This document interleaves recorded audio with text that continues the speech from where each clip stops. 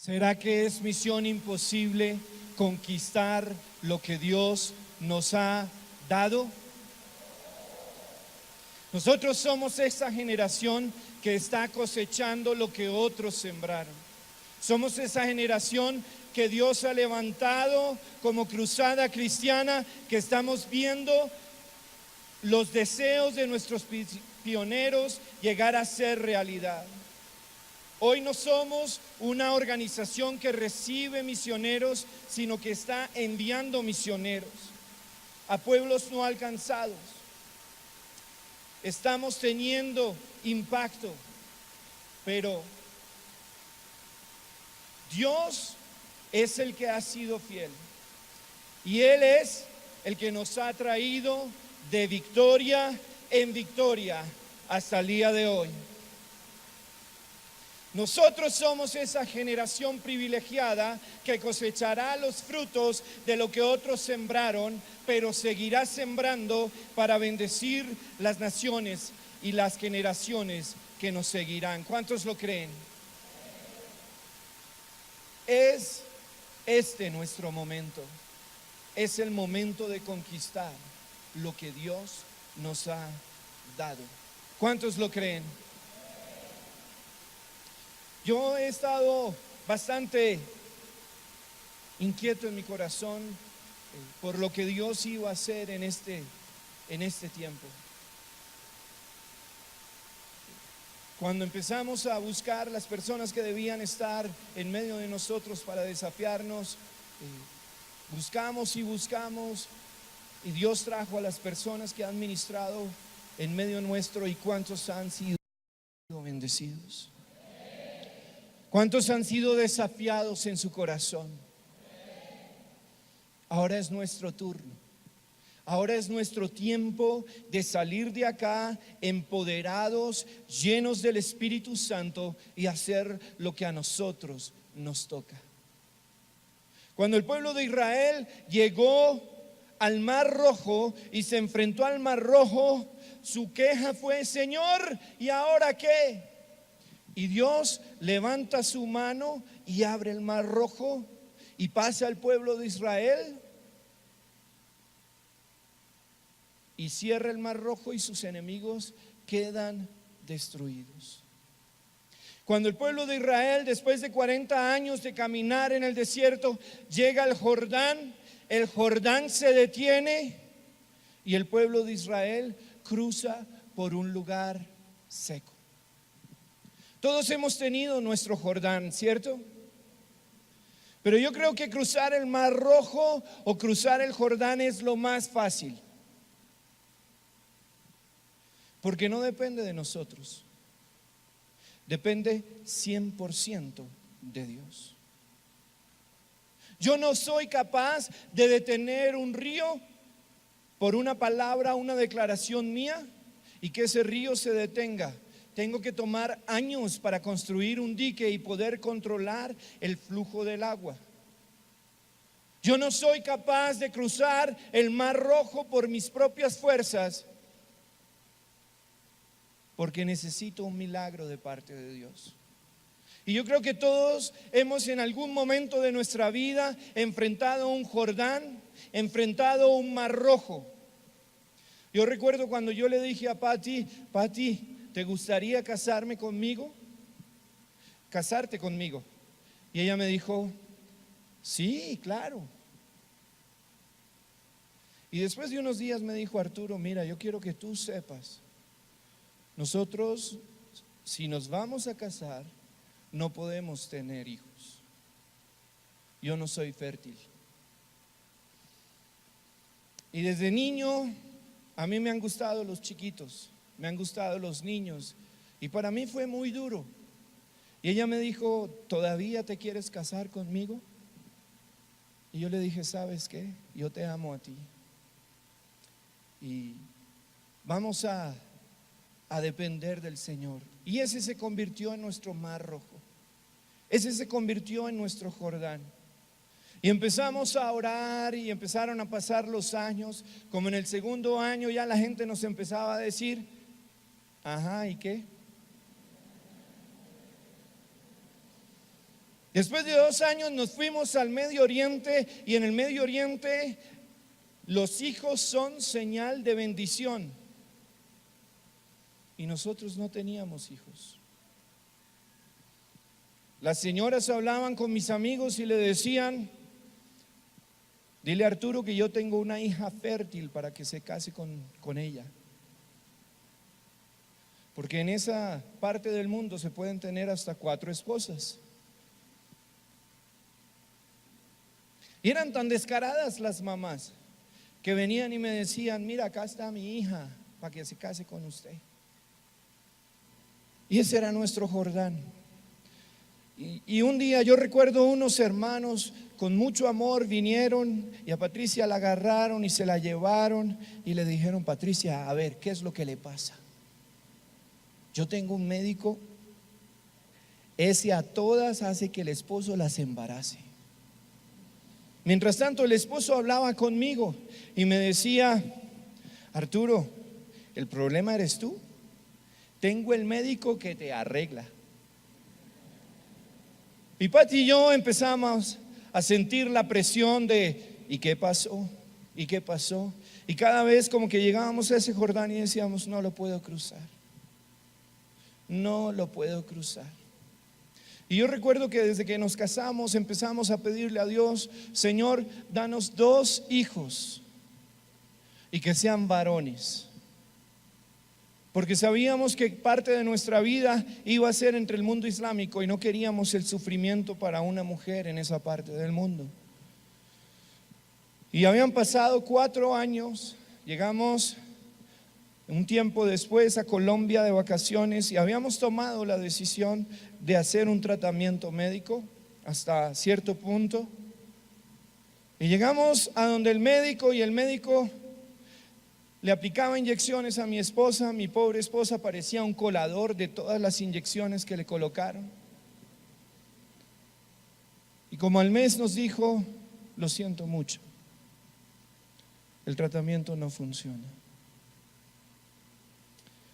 Y le dijimos a Dios: estamos aquí frente a nuestro Jordán. ¿Tú nos vas a cruzar o no nos vas a cruzar?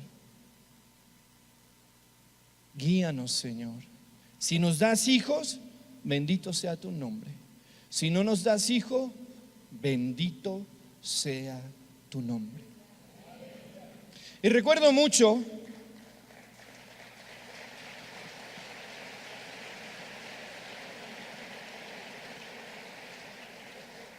que un viernes fuimos a hablar con un pastor porque estaba teniendo problemas con sus hijos y queríamos hablar con ellos para ayudarles, y nos dijo el día martes, y le dijimos: no, el martes no podemos, tenemos la cita final al médico. Y dijo: ¿y para qué van al médico? Pastores, que pues no podemos tener hijos. Y dijo: si Dios es el sanador, venga para acá, mijita. Y oraron por nosotros. Y ese día sentimos el poder del Espíritu Santo y fuimos al médico como al otro día, ¿no? Algo así. Y el médico le dijo: Patricia, te vas ya para tu casa. Y yo dije: ay, no, ahora me voy a quedar sin Pati. Le dijo: tienes tantos óvulos que tus ovarios parecen racimos de uva.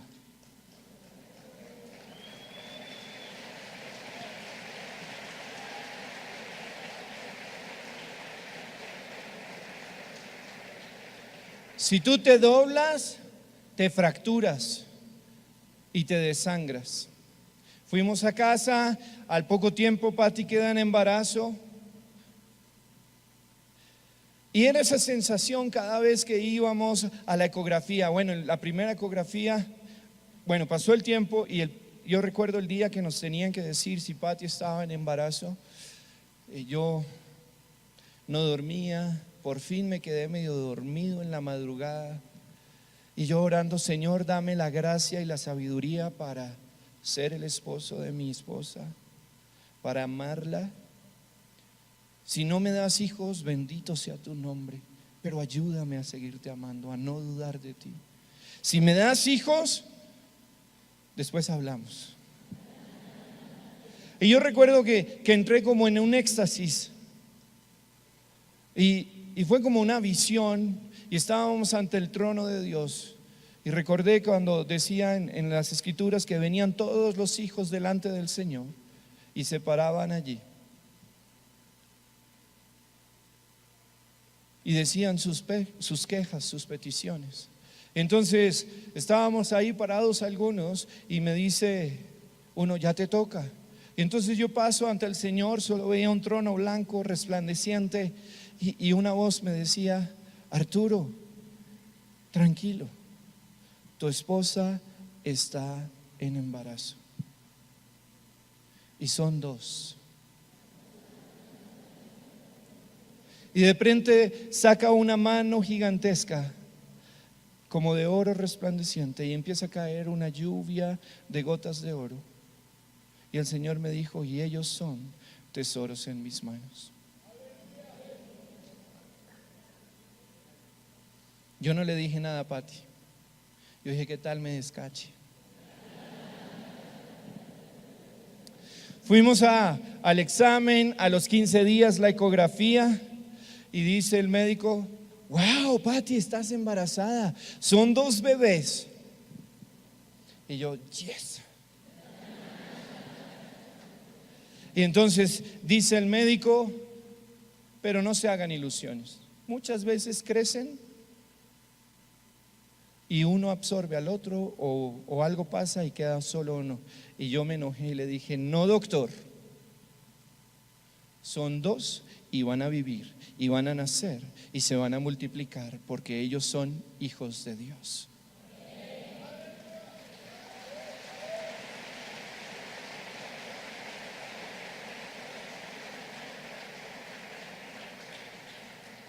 Ese fue mi Jordán. Dios lo abrió, yo lo crucé con Patricia. Después de 9 meses llegaron los niños y me tocó a mí hacer mi parte. Porque Dios abre tu Jordán, pero a ti te toca hacer tu parte.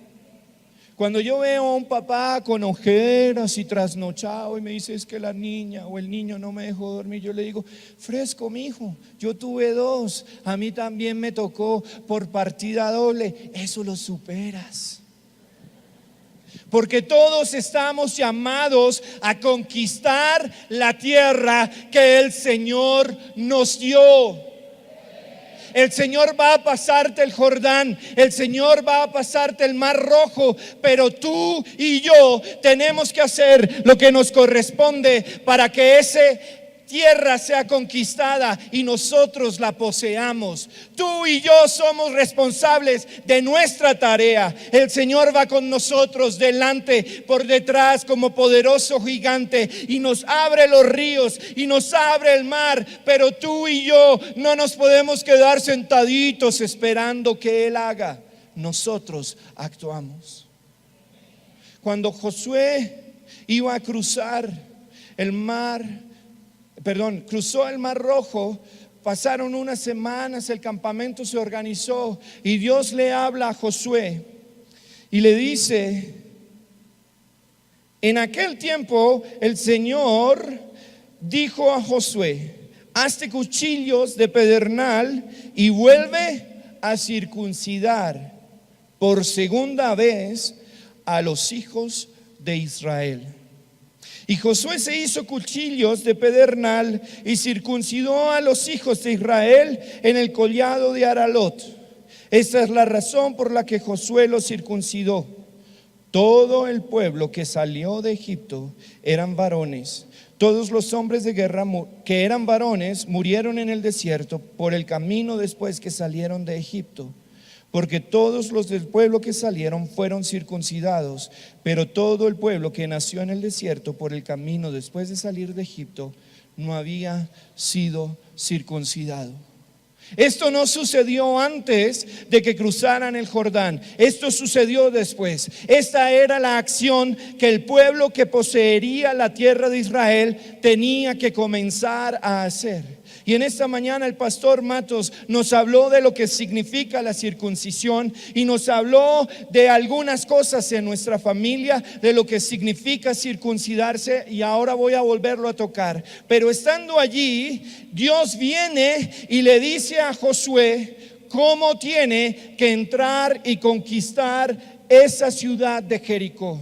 Dios le da un plan, Dios le da una estrategia y le dice: haz esto, haz aquello, camina de cierta forma, implicando con eso que él iba a ir con él, pero Josué y el pueblo tenía que hacer su parte.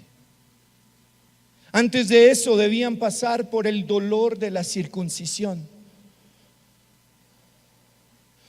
En el mundo islámico, cuando tú te conviertes, después de la conversión como hombre, lo primero que te hacen es que te circuncidan. Y una circuncisión en un adulto es muy, pero que muy dolorosa. Los hombres se acuestan y ni siquiera soportan la cobija. Y Dios está diciéndonos: tenemos que circuncidarnos. Tenemos que circuncidarnos, como nos decía el pastor Matos, para que nuestra familia llegue a seguir al Señor y nuestras generaciones sigan al Señor.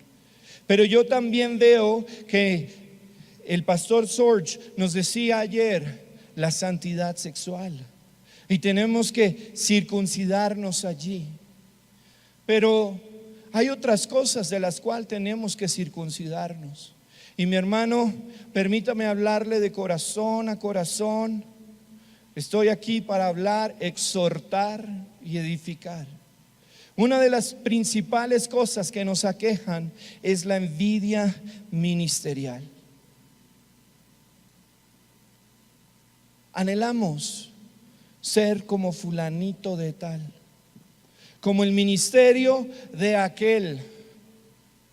Y vamos y visitamos la iglesia, copiamos los modelos de la tarima, ponemos las mismas pantallas, ponemos los mismos músicos y seguimos con esa envidia ministerial. Anhelamos lo que otros tienen, pero no lo que Dios nos ha dado a nosotros.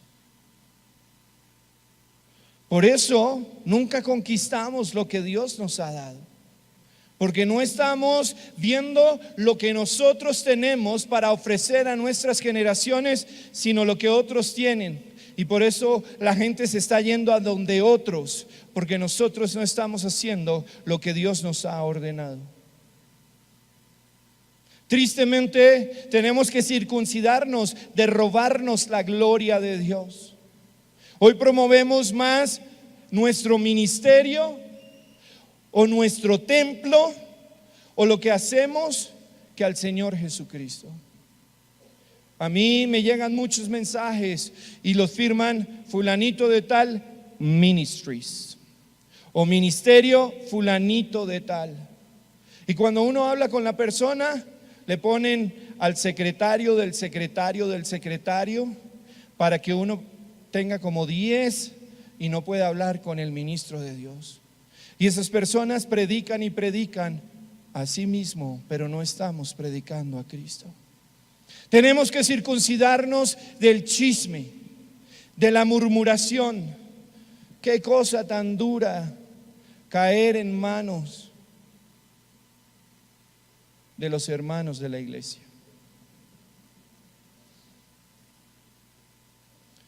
Aquí comemos prójimo ahumado o prójimo en sancocho.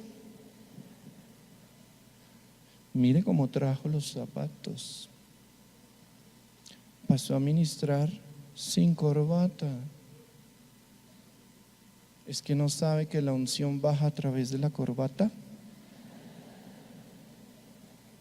Mira aquel, esa barba tan larga, se ve sucio. Y así criticamos y criticamos y criticamos. Tenemos que circuncidarnos, quitar esas cosas que Dios nos ha ido mostrando que son malas en nuestras vidas. A mí me llamó muchísimo la atención que el pueblo había caminado 40 años en el desierto, aprendiendo a obedecer y depender de Dios. Y entonces la señal de la presencia de Dios se levantaba y el pueblo se levantaba y ellos caminaban. Y así hasta que ya era muy fácil. Y siempre hubo maná. Y al comienzo ellos no obedecieron y el maná se engusanó y se pudrió. Pero siempre estuvieron con maná. Cuando ellos llegan, cruzan el río Jordán, Dios les dice: circuncídense.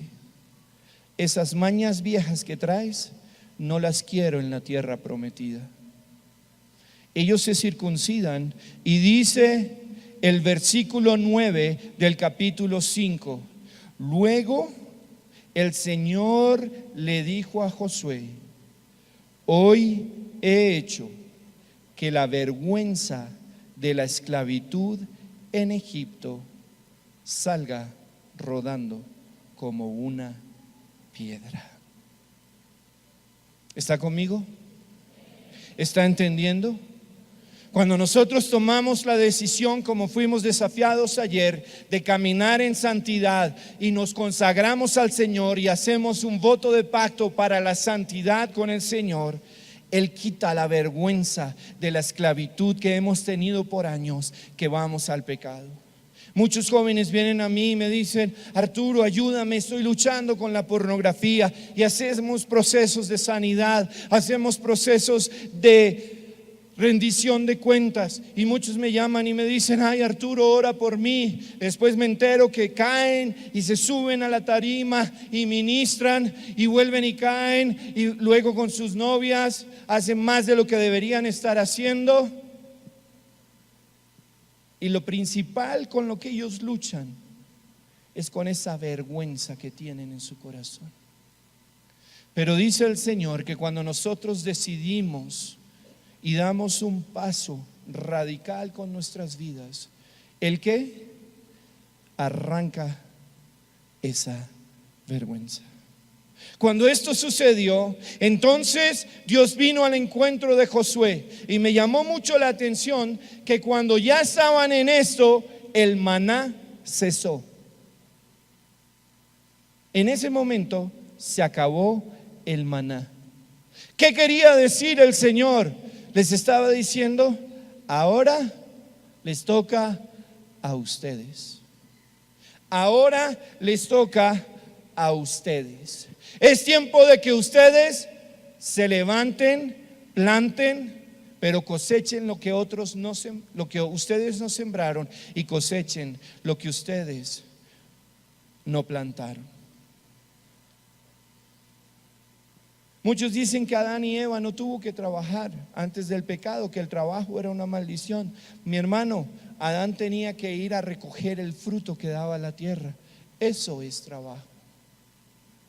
Tú y yo tenemos que hacer nuestra parte para entrar y conquistar lo que Dios nos ha dado. Aquí hemos hablado de cómo llegar a la generación digital, cómo trabajar con los 5 ministerios, cómo hablar de los grupos pequeños, cómo cada uno tiene nuestro lugar, cómo debemos hablar y cuidar a nuestra familia, cómo debemos ministrar entre nuestros círculos de influencia. Pero hoy, mi hermano, tú y yo necesitamos decidirnos por el Señor y comenzar a hacer lo que nos toca. Tú y yo estamos aquí sentados porque tú y yo somos la generación que Dios trajo a estos 40 años. Somos la generación que Dios cruzó el Jordán, y somos la generación que Dios va a hacer 1000 veces más que lo que hizo con los que estuvieron antes que nosotros. ¿Cuántos lo creen? Tú y yo somos esa generación. Tú y yo tenemos que hacer nuestra parte. Tú y yo tenemos que hacer lo que Dios nos llamó.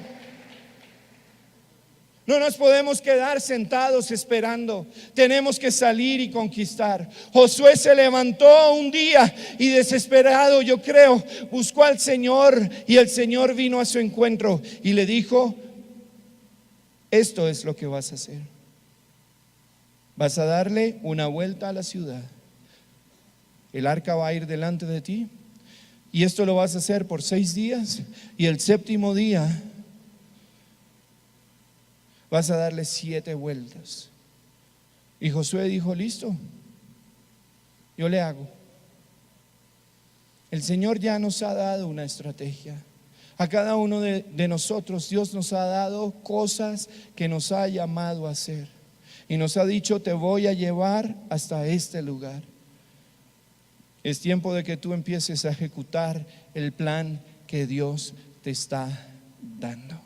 Es tiempo de que te pares, te laves las manos, quites de ti lo que no sirve, encuentres al Señor y hagas tu parte.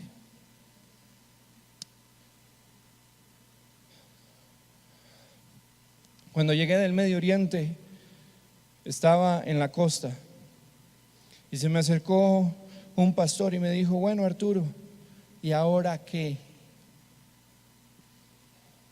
Yo le dije: ¿ahora qué de qué? Ajá, tú sabes. ¿Ahora qué va a pasar con nosotros? Yo le dije: no te entiendo. ¿Qué va a pasar con la cruzada? Y le dije: hasta acá nos ha traído Dios, de aquí en adelante seguimos haciendo lo que Dios quiere que hagamos. Conocí un muchacho, sus padres tenían mucho dinero. Su padre de la nada empezó una fabriquita de mantequilla, la levantó hasta ser una pasteurizadora muy grande. Tenían mucho dinero y el muchacho siempre quería más. Entonces un día decidió ser carpintero y tallador de madera. La mamá salió y le compró las mejores herramientas de talla de madera que existían en ese entonces. Hace como unos 30 años, yo creo que la mamá gastó 2 millones de pesos en esas herramientas. Luego él dijo: no, yo no quiero hacer eso, quiero jugar polo.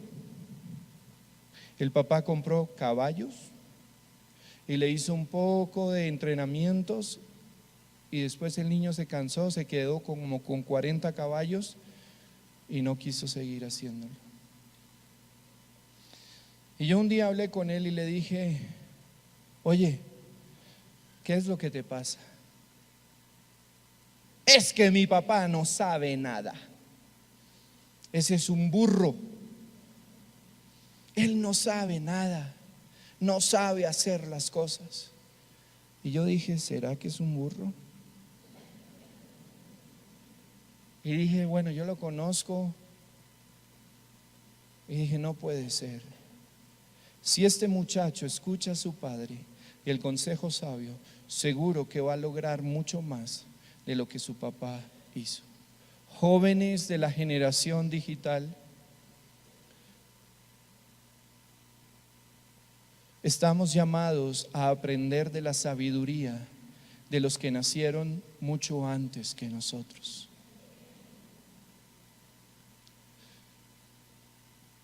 Escucho a muchos padres que le dicen a sus hijos: no, mi hijo, aquí hay que cantar tal canción, y como la canta tal grupo, porque es que así fue que como yo conocí al Señor, y así tiene que ser. Y callan a sus hijos, y sus hijos tienen buenas ideas.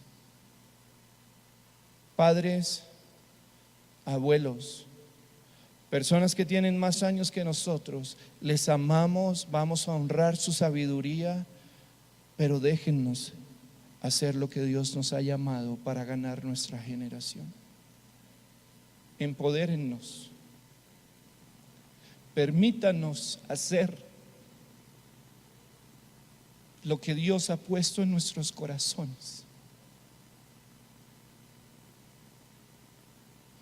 Hijos, honren a sus padres, ámenlos, ayúdenles a caminar en este tiempo tan cambiante. Y nosotros, los que nacimos entre el 60 y tanto y el 70 y pico, que estamos ahí como estrechos en la mitad, mi hermano, tú y yo somos el puente generacional que Dios levantó en este tiempo. Tú entiendes al viejo, comprendes al joven, acércalos. A eso nos llamó Dios. Y en esta tarde queremos orar por todas las personas que estamos en este lugar. Papá va a pasar por acá y nos van a organizar, pero mi hermano, que no sea una orada más, que no sea un desafío más. Es tiempo de que vuelvas a tu casa y hagas lo que te toca a ti hacer. Déjeme decirle una última experiencia. Cuando llegamos al Medio Oriente, fuimos expuestos muy rápido a la radicalidad del mundo islámico. Como 20 días después, yo fui llevado en contra de mi voluntad y retenido por un grupo militante radical. Eso se llama secuestro. Y allí estuve. Y yo conocí a este grupo íntimamente. Y Dios nos dio, después de un tiempo, la oportunidad de ir a hacer un proyecto médico con ellos. Y llegó una persona y nosotros le hacíamos ciertas preguntas: ¿tienes alguna alergia? ¿Sufres del corazón? ¿Tienes problemas de la atención? Y esta persona anhelaba tanto el procedimiento médico que se iba a hacer en él, que nos mintió. Dijo: no, yo estoy sano, no tengo nada. Y me acuerdo mucho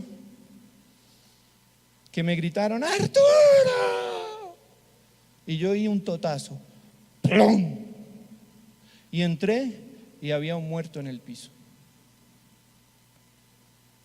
Y Pati y yo nos miramos y dijimos: se murió él, nos morimos nosotros. Y ahí estaba mi Jordán. Y yo dije: ¿a mí qué me importa? Y yo empiezo a orar por un milagro. Padre, levántalo. Y eso gritábamos: Señor, sánalo.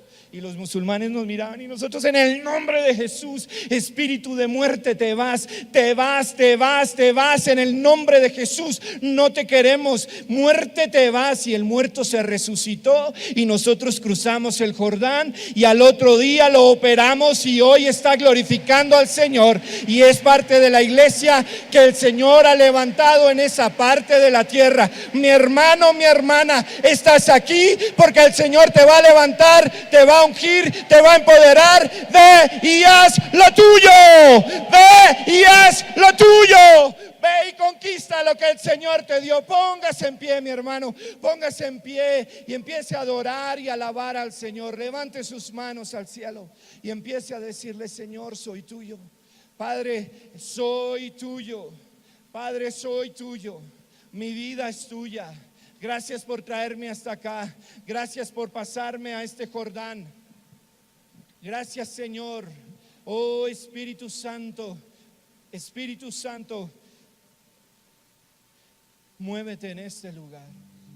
Oh, Espíritu Santo, Espíritu Santo. Oh, queremos un toque tuyo en esta tarde, Señor. Espíritu Santo de Dios, manifiéstate. Levanta tus manos al cielo y expectantes, estemos atentos que el Espíritu Santo está comenzando a moverse. Espíritu Santo, muévete en este lugar.